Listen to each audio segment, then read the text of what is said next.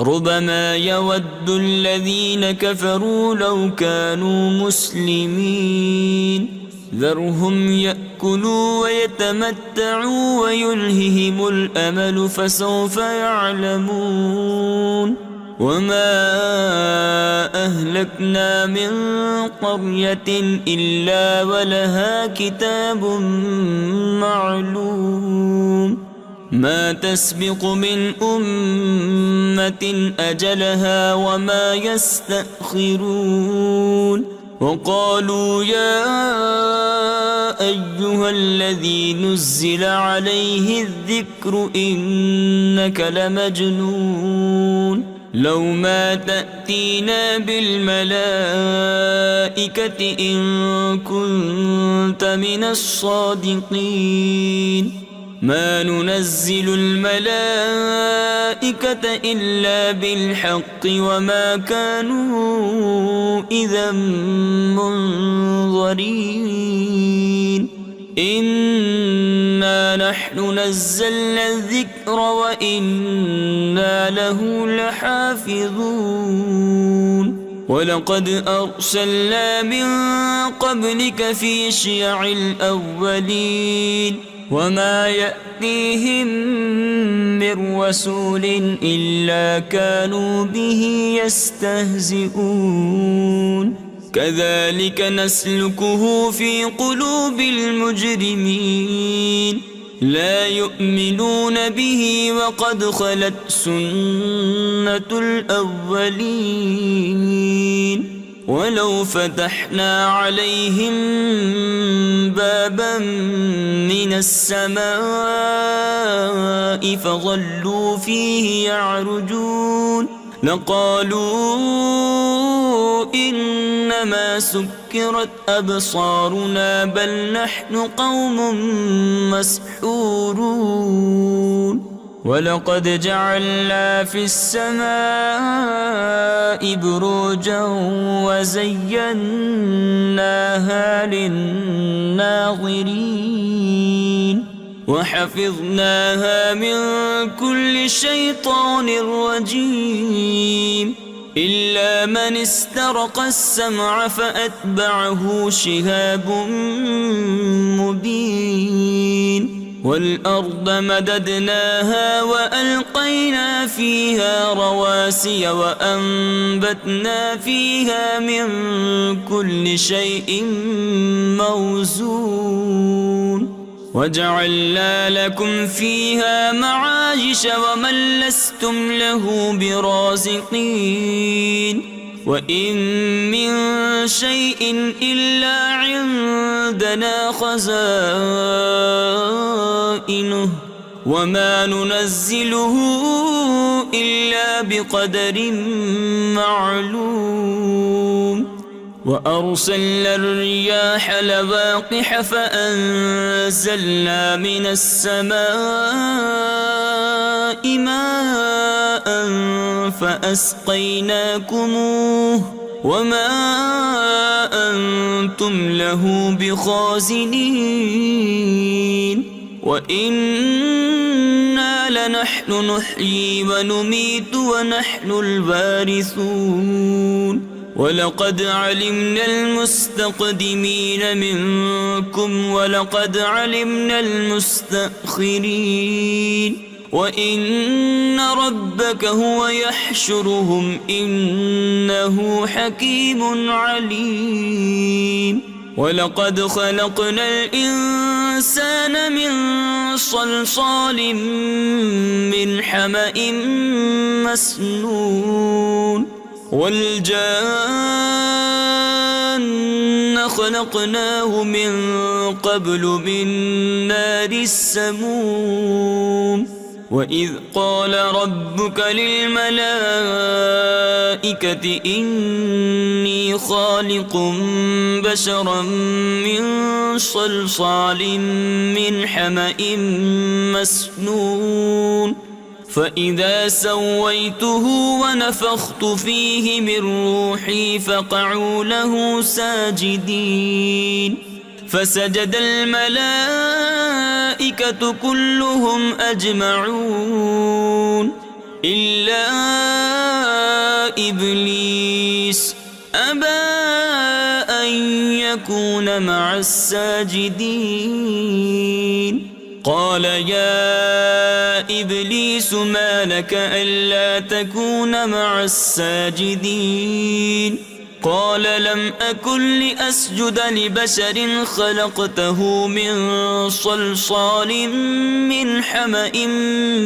مسنون قال فاخرج منها فإنك رجيم وإن عليك اللعنة إلى يوم الدين قال رب فأنظرني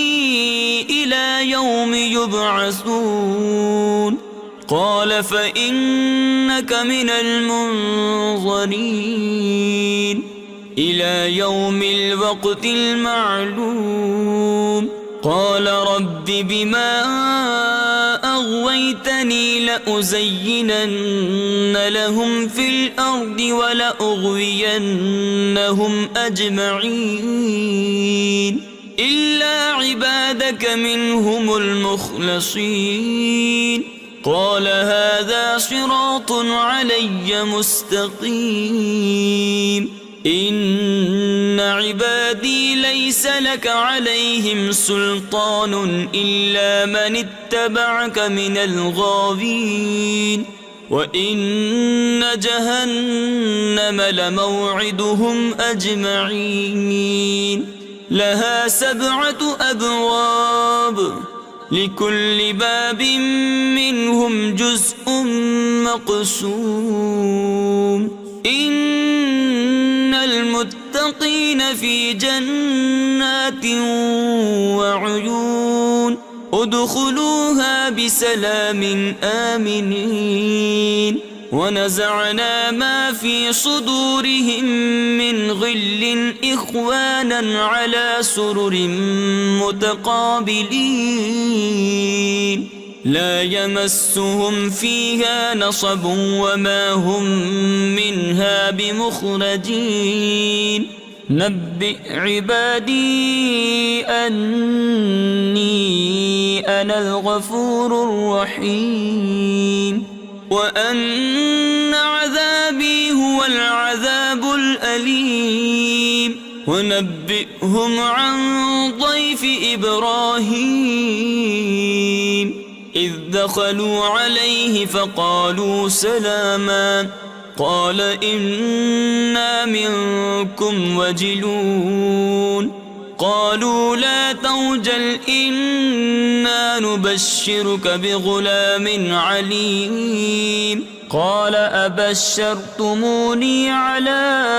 أن مسني الكبر فبم تبشرون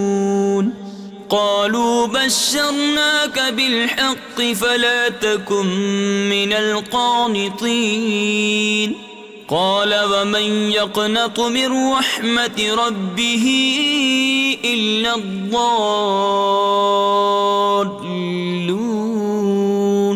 قال فما خطبكم أيها المرسلون قالوا إنا أرسلنا إلى قوم مجرمين إلا آل لوط إنا لمنجوهم أجمعين إلا امرأته قدرنا إنها لمن الغابرين فلما جاء آل لوط المرسلون قال إنكم قوم منكرون قالوا بل جئناك بما كانوا فيه يمترون وأتيناك بالحق وإنا لصادقون فأسر بأهلك بقطع من الليل واتبع أدبارهم ولا يلتفت منكم أحد وامضوا حيث تؤمرون وقضينا إليه ذلك الأمر أن دابر هؤلاء مقطوع مصبحين وجاء أهل المدينة يستبشرون قال إن هؤلاء ضيفي فلا تفضحون واتقوا الله ولا تخزون قالوا أولم ننهك عن العالمين قال هؤلاء بناتي إن كنتم فاعلين لعمرك إنهم لفي سكرتهم يعمهون فأخذتهم الصيحة مشرقين فجعلنا عاليها سافلها وأمطرنا عليهم حجارة من سجيل إن في ذلك لآيات للمتوسمين وإنها لبسبيل مقيم إن في ذلك لآية للمؤمنين وإن كان أصحاب الأيكة لظالمين فانتقمنا منهم وإنهما لبإمام مبين ولقد كذب أصحاب الحجر المرسلين وآتيناهم آياتنا فكانوا عنها معرضين وكانوا ينحتون من الجبال بيوتا آمنين فأخذتهم الصيحة مصبحين فما أغنى عنهم ما كانوا يكسبون وما خلقنا السماوات والأرض وما بينهما إلا بالحق وإن الساعة لآتية فاصفح الصفح الجميل إن ربك هو الخلاق العليم ولقد آتيناك 7 من المثاني والقرآن العظيم لا تمدن عينيك إلى ما متعنا به أزواجا منهم ولا تحزن عليهم واخفض جناحك للمؤمنين وقل إني أنا النذير المبين كما أنزلنا على المقتسمين الذين جعلوا القرآن عضين فوربك لنسألنهم أجمعين عما كانوا يعملون فاصدع بما تؤمر وأعرض عن المشركين إنا كفيناك المستهزئين الذين يجعلون مع الله إلها آخر فسوف يعلمون ولقد نعلم أنك يضيق صدرك بما يقولون فسبح بحمد ربك وكن من الساجدين واعبد ربك حتى يأتيك اليقين بسم الله الرحمن الرحيم أتى أمر الله فلا تستعجلوه سبحانه وتعالى عما يشركون ينزل الملائكة بالروح من أمره على من يشاء من عباده ينزل الملائكة بالروح من أمره على من يشاء من عباده أن أنذروا أنه لا إله إلا أنا فاتقون. خلق السماوات والأرض بالحق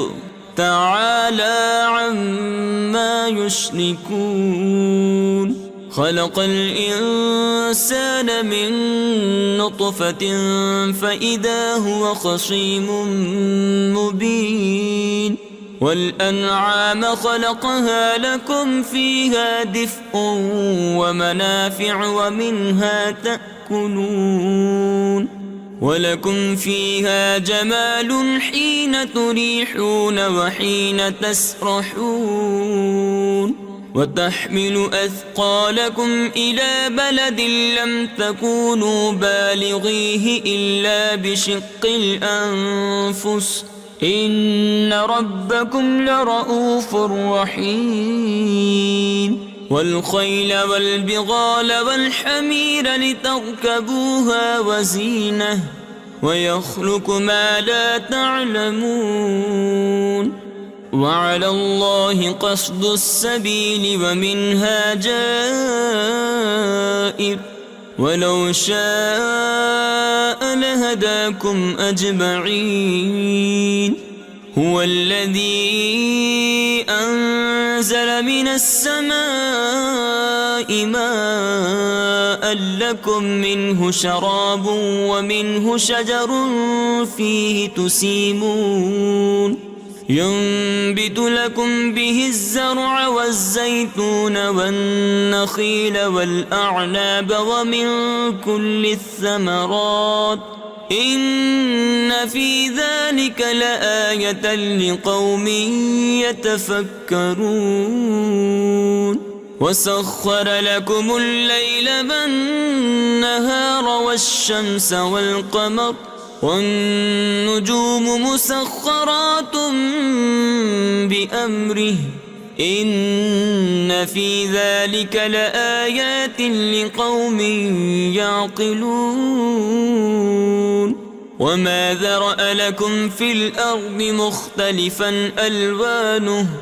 إن في ذلك لآية لقوم يذكرون. وهو الذي سخر البحر لتأكلوا منه لحما طريا وتستخرجوا منه حلية تلبسونها وترى الفلك مواخر فيه ولتبتغوا من فضله ولعلكم تشكرون. وألقى في الأرض رواسي أن تميد بكم وأنهارا وسبلا لعلكم تهتدون. وعلامات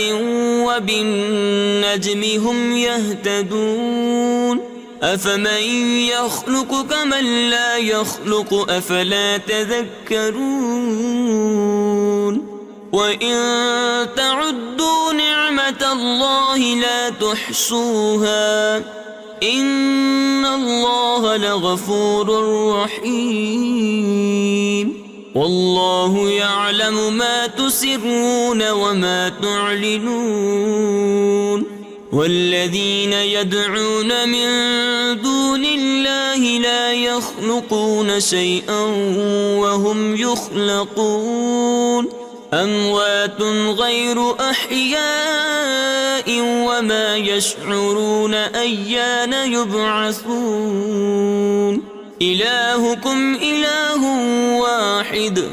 فالذين لا يؤمنون بالآخرة قلوبهم منكرة وهم مستكبرون. لا جرم أن الله يعلم ما يسرون وما يعلنون إنه لا يحب المستكبرين. وإذا قيل لهم ماذا أنزل ربكم قالوا أساطير الأولين ليحملوا أوزارهم كاملة يوم القيامة ومن أوزار الذين يضلونهم بغير علم ألا ساء ما يزرون قد مكر الذين من قبلهم فأتى الله بنيانهم من القواعد فخر عليهم السقف من فوقهم وأتاهم العذاب من حيث لا يشعرون ثم يوم القيامة يخزيهم ويقول أين شركائي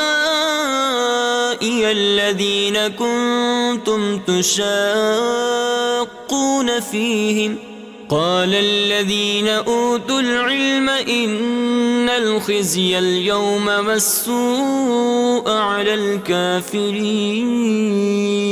الذين تتوفاهم الملائكة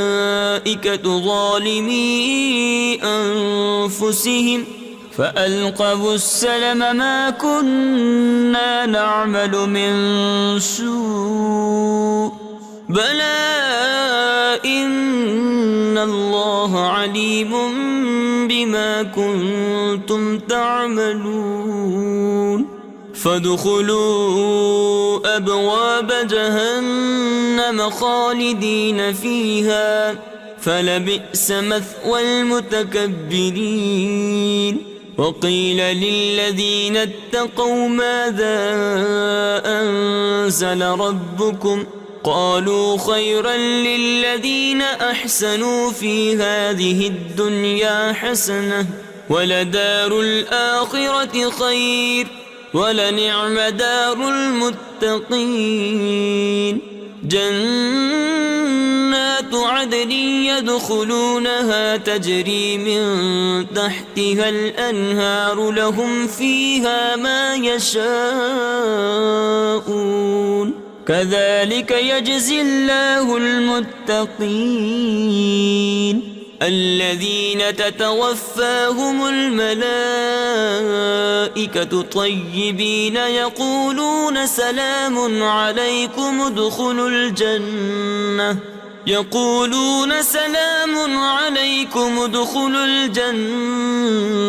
بما كنتم تعملون هل ينظرون إلا أن تأتيهم الملائكة أو يأتي أمر ربك كذلك فعل الذين من قبلهم وما ظلمهم الله ولكن كانوا أنفسهم يظلمون فأصابهم سيئات ما عملوا وحاق بهم ما كانوا به يستهزئون وقال الذين أشركوا لو شاء الله ما عبدنا من دونه من شيء نحن ولا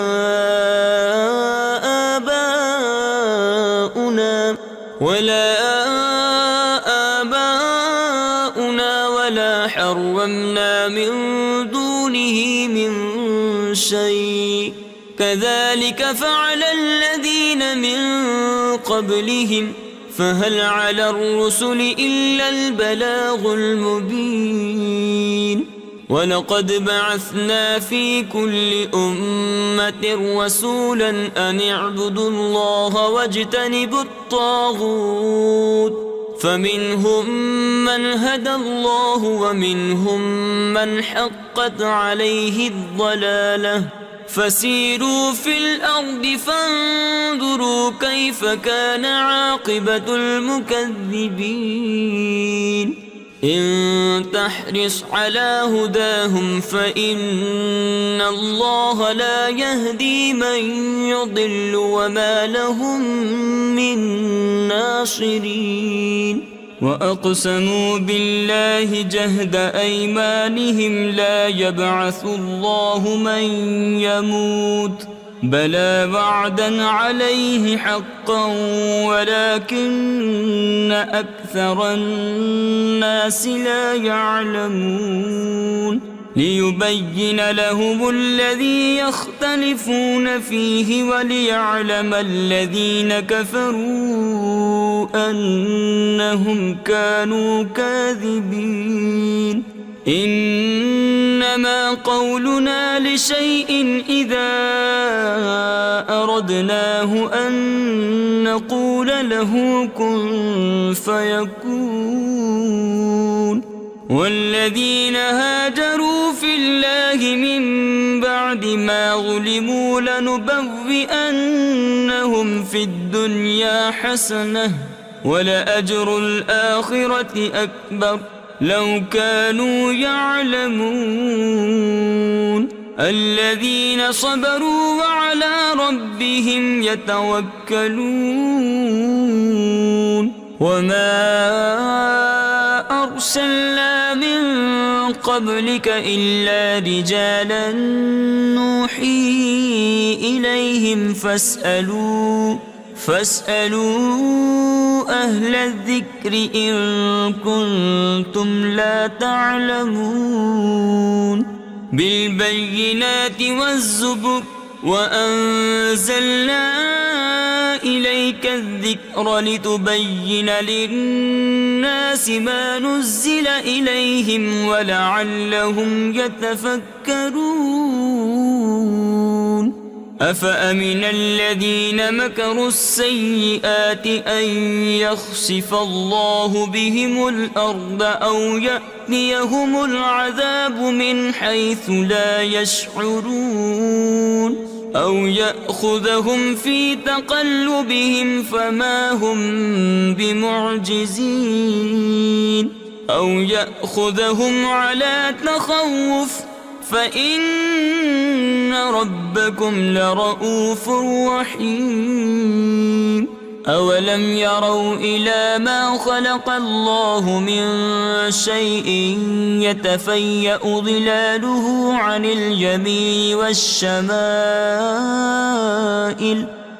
اليمين والشمائل سجدا لله وهم داخرون ولله يسجد ما في السماوات وما في الأرض من دابة والملائكة وهم لا يستكبرون يخافون ربهم من فوقهم ويفعلون ما يؤمرون وقال الله لا تتخذوا إلهين اثنين إنما هو إله واحد فإياي فارهبون وله ما في السماوات والأرض وله الدين واصبا أفغير الله تتقون وما بكم من نعمة فمن الله ثم إذا مسكم الضر فإليه تجأرون ثم إذا كشف الضر عنكم إذا فريق منكم بربهم يشركون ليكفروا بما آتيناهم فتمتعوا فسوف تعلمون ويجعلون لما لا يعلمون نصيبا مما رزقناهم تالله لتسألن عما كنتم تفترون ويجعلون لله البنات سبحانه ولهم ما يشتهون وإذا بشر أحدهم بالأنثى ظل وجهه مسودا وهو كظيم يتوارى من القوم من سوء ما بشر به أيمسكه على هون أم يدسه في التراب ألا ساء ما يحكمون للذين لا يؤمنون بالآخرة مثل السوء ولله المثل الأعلى وهو العزيز الحكيم ولو يؤاخذ الله الناس بظلمهم ما ترك عليها من دابة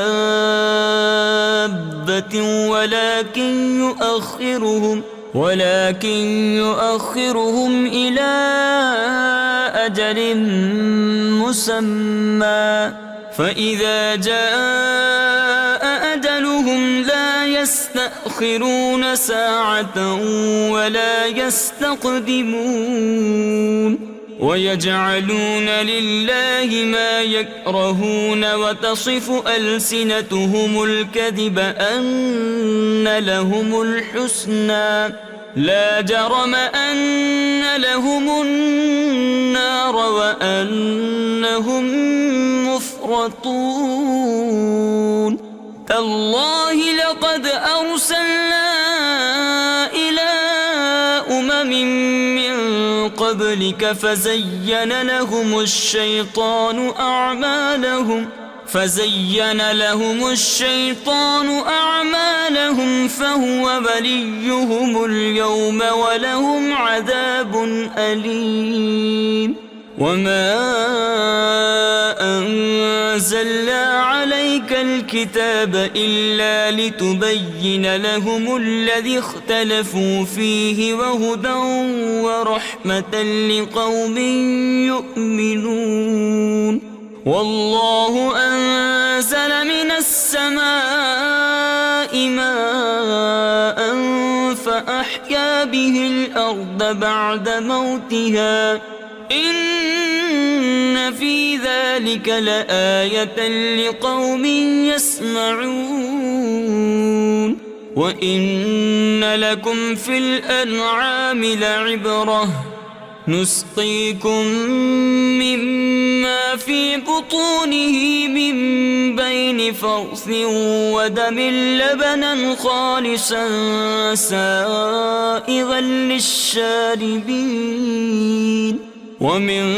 ثمرات النخيل والأعناب تتخذون منه سكرا ورزقا حسنا إن في ذلك لآية لقوم يعقلون وأوحى ربك إلى النحل أن اتخذي من الجبال بيوتا ومن الشجر ومما يعرشون ثم كلي من كل الثمرات فاسلكي سبل ربك ذللا يخرج من بطونها شراب مختلف ألوانه فيه شفاء للناس إن في ذلك لآية لقوم يتفكرون والله خلقكم ثم يتوفاكم ومنكم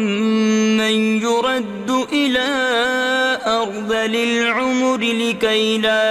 لكي لا يعلم بعد علم شيئا إن الله عليم قدير والله فضل بعضكم على بعض في الرزق فما الذين فضلوا براد رزقهم على ما ملكت أيمانهم فهم فيه سواء أفبنعمة الله يجحدون والله جعل لكم من أنفسكم أزواجا وجعل لكم من أزواجكم بنين وحفدة ورزقكم من الطيبات أفبالباطل يؤمنون وبنعمة الله هم يكفرون ويعبدون من دون الله ما لا يملك لهم رزقا من السماوات والأرض شيئا ولا يستطيعون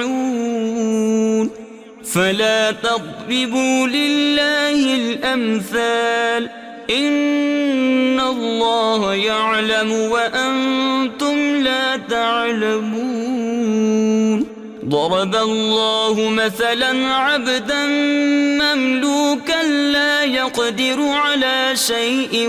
ومن رزقناه منا رزقا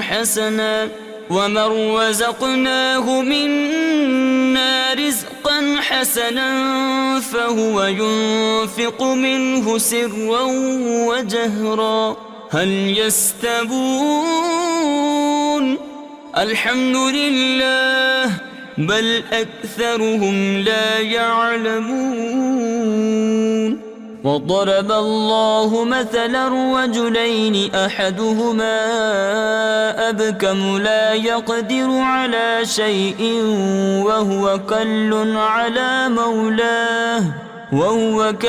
على مولاه أينما يوجهه لا يأتي بخير هل يستوي هو ومن يأمر بالعدل وهو على صراط مستقيم ولله غيب السماوات والأرض وما أمر الساعة إلا كلمح البصر أو هو أقرب إن الله على كل شيء قدير والله أخرجكم من بطون أمهاتكم لا تعلمون شيئا وجعل لكم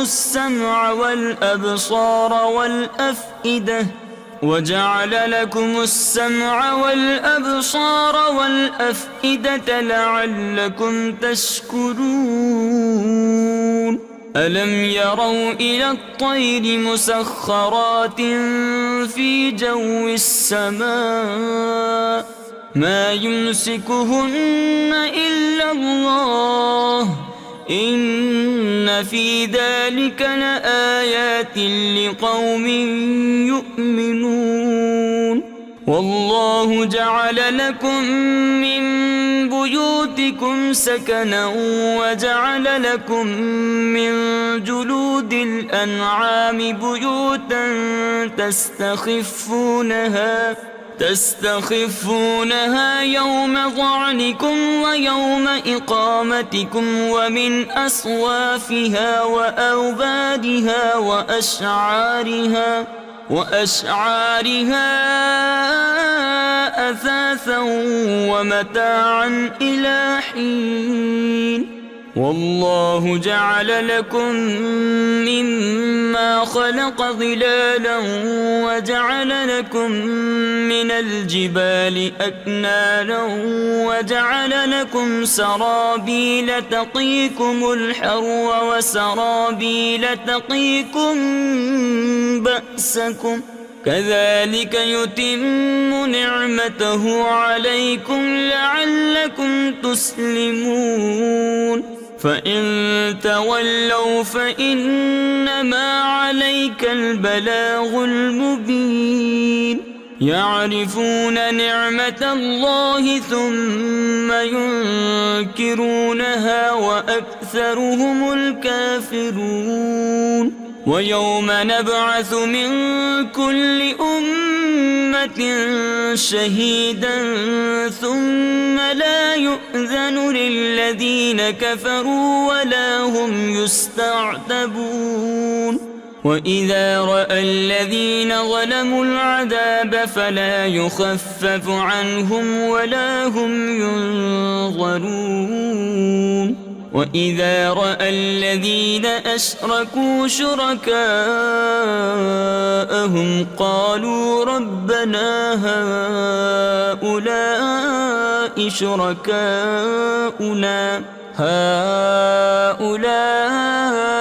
شركاؤنا الذين كنا ندعو من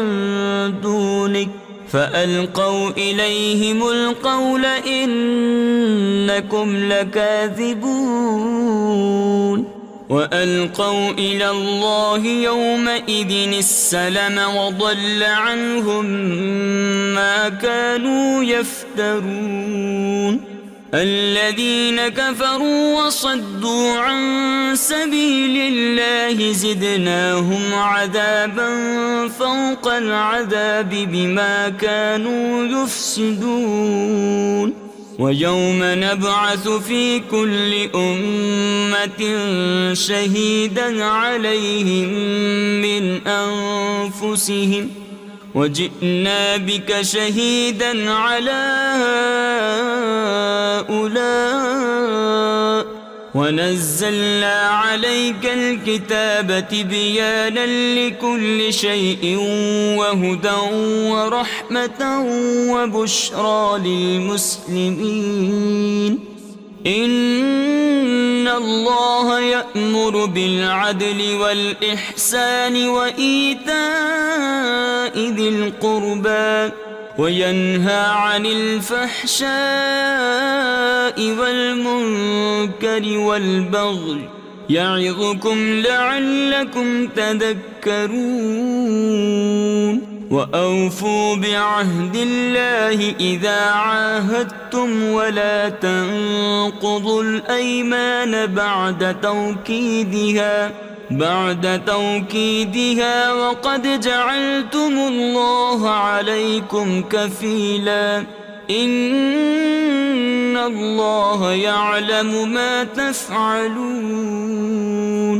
ولا تكونوا كالتي نقضت غزلها من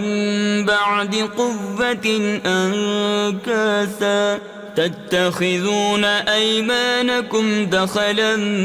بينكم أن تكون أمة هي أربى من أمة إنما يبلوكم الله به وليبينن لكم يوم القيامة ما كنتم فيه تختلفون ولو شاء الله لجعلكم أمة واحدة ولكن يضل من يشاء ويهدي من يشاء ولتسألن عما كنتم تعملون ولا تتخذوا أيمانكم دخلا بينكم فتزل قدم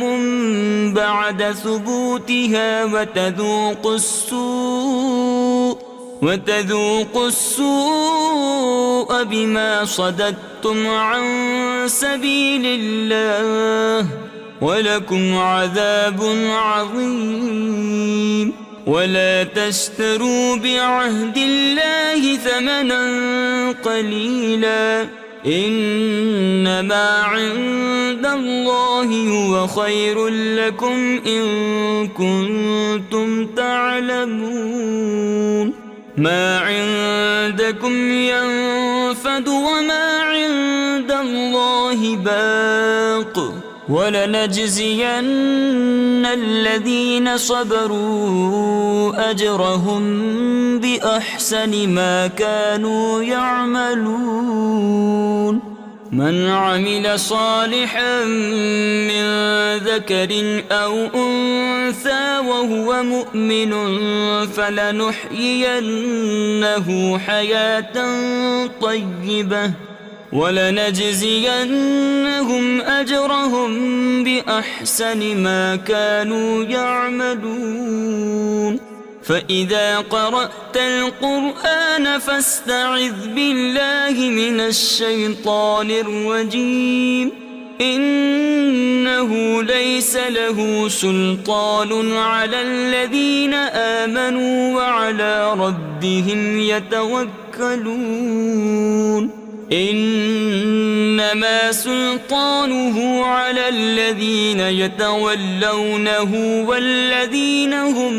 به مشركون وإذا بدلنا آية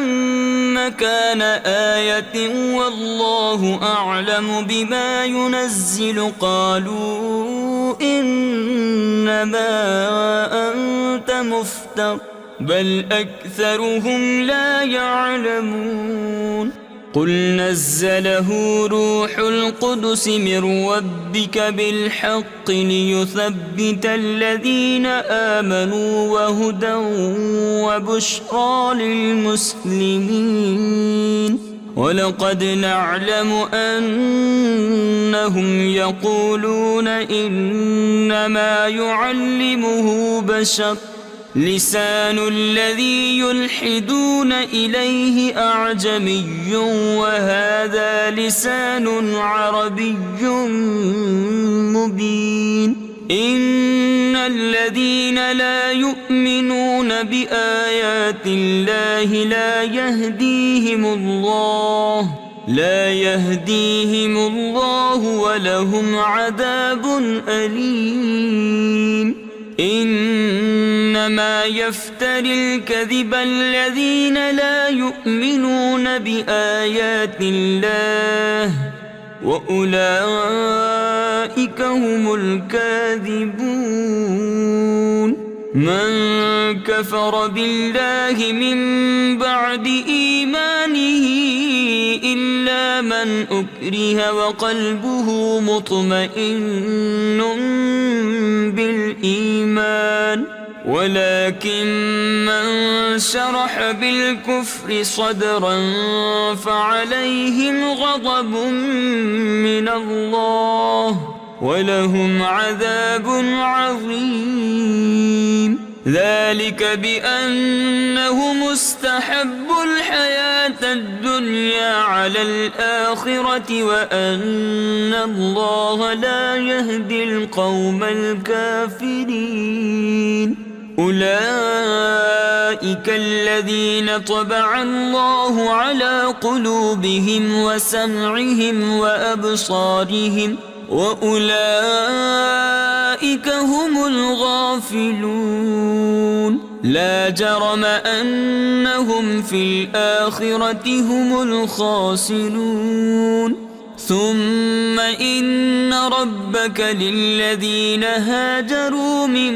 بعد ما فتنوا ثم جاهدوا وصبروا إن ربك من بعدها لغفور رحيم يوم تأتي كل نفس تجادل عن نفسها وتوفى كل نفس ما عملت وهم لا يظلمون وضرب الله مثلا قرية كانت آمنة مطمئنة يأتيها رزقها رغدا من كل مكان فكفرت بأنعم الله فأذاقها الله لباس الجوع والخوف بما كانوا يصنعون ولقد جاءهم رسول منهم فكذبوه فأخذهم العذاب وهم ظالمون فكلوا مما رزقكم الله حلالا طيبا واشكروا نعمة الله إن كنتم إياه تعبدون إنما حرم عليكم الميتة والدم ولحم الخنزير وما أهل لغير الله به فمن اضطر غير باغ ولا عاد فإن الله غفور رحيم ولا تقولوا لما تصف ألسنتكم الكذب هذا حلال وهذا حرام لتفتروا على الله الكذب إن الذين يفترون على الله الكذب لا يفلحون متاع قليل ولهم عذاب أليم وعلى الذين هادوا حرمنا ما قصصنا عليك من قبل وما ظلمناهم ولكن كانوا أنفسهم يظلمون ثم إن ربك للذين عملوا السوء بجهالة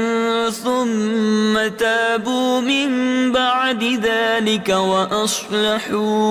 وأصلحوا إن ربك من بعدها لغفور رحيم إن إبراهيم كان أمة قانتا لله حنيفا ولم يك من المشركين شاكرا لأنعمه اجتباه وهداه إلى صراط مستقيم وآتيناه في الدنيا حسنة وإنه في الآخرة لمن الصالحين ثم أوحينا إليك أن اتبع ملة إبراهيم حنيفا وما كان من المشركين إنما جعل السبت على الذين اختلفوا فيه وإن ربك ليحكم بينهم يوم القيامة فيما كانوا فيه يختلفون ادع إلى سبيل ربك بالحكمة والموعظة الحسنة وجادلهم بالتي هي أحسن إن ربك هو أعلم بمن ضل عن سبيله وهو أعلم بالمهتدين وإن عاقبتم فعاقبوا بمثل ما عوقبتم به ولئن صبرتم لهو خير للصابرين واصبر وما صبرك إلا بالله ولا تحزن عليهم ولا تك في ضيق مما يمكرون إن الله مع الذين اتقوا والذين هم محسنون